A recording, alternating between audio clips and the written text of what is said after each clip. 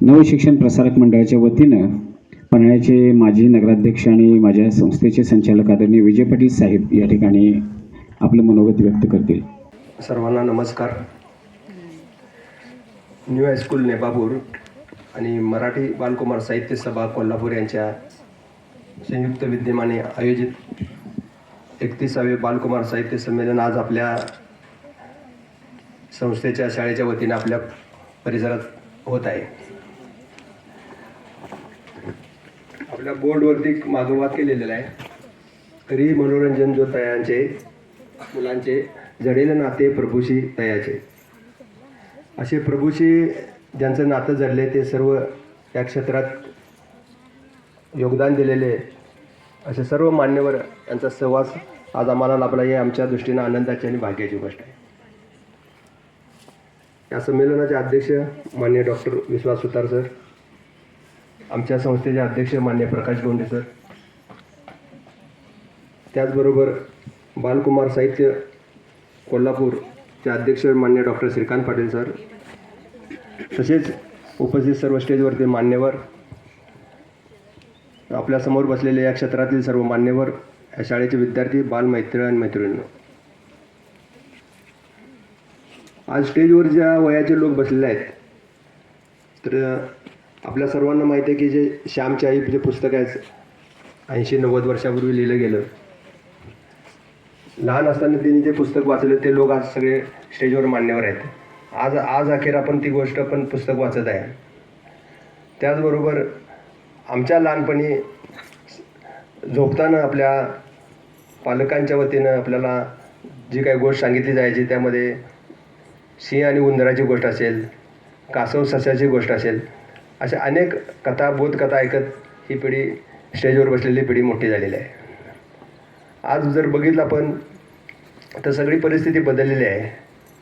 आज सगळ्यांना माहीत आहे की आज सगळ्या वर्तमानपत्राचं पहिलं पेज हे जग एक तिसऱ्या महायुद्धाच्या तोंडाशी उभं राहिलेलं आहे आणि ह्याचा विचार करता आजचं संमेलन एक महत्त्वाची गोष्ट आहे. ह्याचा सगळ्याचा विचार ही आपली कितीही परिस्थिती बदलली तर आपल्या जीवनातली जी मानवी मूल्य आहेत ते आजपर्यंत तीच आहेत आणि ते किती संस्कार आपल्या लहानपणी आपल्या पिढीवर रुजले त्याच्यावर ते अवलंबून आहेत. आज संपूर्ण जग एक अहंकार, हेकेखोरपणा आपण म्हणाल तसंच अशा विचाराच्या दृष्टीनं आज संपूर्ण जग एक तिसऱ्या महायुद्धाच्या तोंडाशी आहे.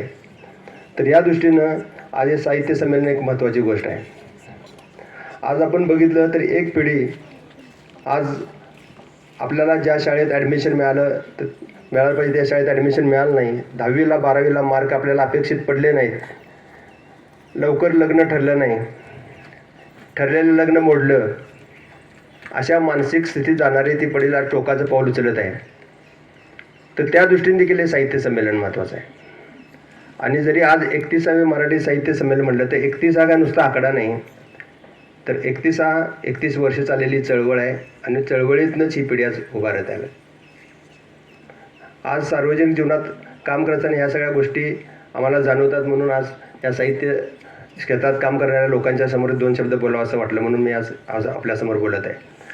ह्यातला अभ्यास फार आमचा कमी आहे, परंतु अनेक लेखकांशी सांगितलं, सुनील कुमार लवटे वगैरे अनेक सरांशी संबंध येतो की आपण त्या भूमिकेत जाऊन लिहावं लागतं. तुम्ही आज बालसाहित्य जे लिहिता ते त्या भूमिकेत जायला लागतं, त्या लहान मुलांच्या भूमिकेत जायला लागतं आणि तर हे साहित्य जन्माला येतं.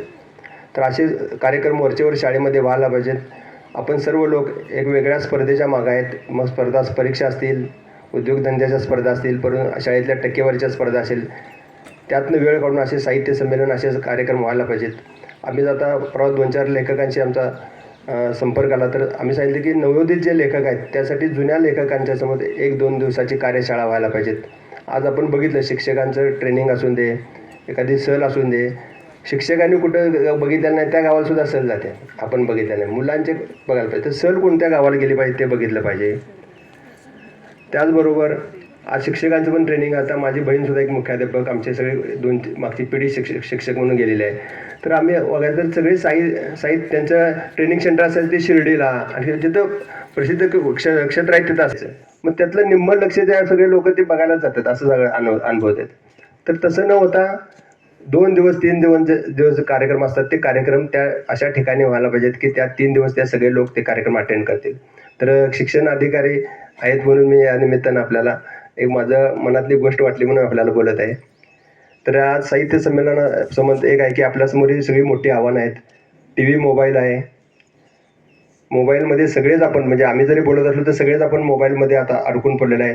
तर याच तंत्रज्ञानाचा फायदा घेत ही वाचन चळवळ जी कमी होत आहे तर त्या दृष्टीनं आपण काय बदल केला पाहिजे यासाठी कायम उहापोह झाला पाहिजे तो या संमेलनाच्या निमित्तानं झाला पाहिजे अशी माझी अपेक्षा आहे. आपल्या सर्वांची जबाबदारी आहे हीच जे साहित्य निर्माण झाले ते आपण जपलं पाहिजे, ते वाढवलं पाहिजेत आणि पुढच्या पिढीपर्यंत नेलं पाहिजेत. ते सर्वांनी आपण ही परिस्थिती ही जबाबदारी स्वीकारूया असं या निमित्तानं मी आपल्याला माझं मनोगत व्यक्त करतो. या संमेलनाला शुभेच्छा देतो. आम्हाला बोलवल्याबद्दल धन्यवाद देतो. नमस्कार.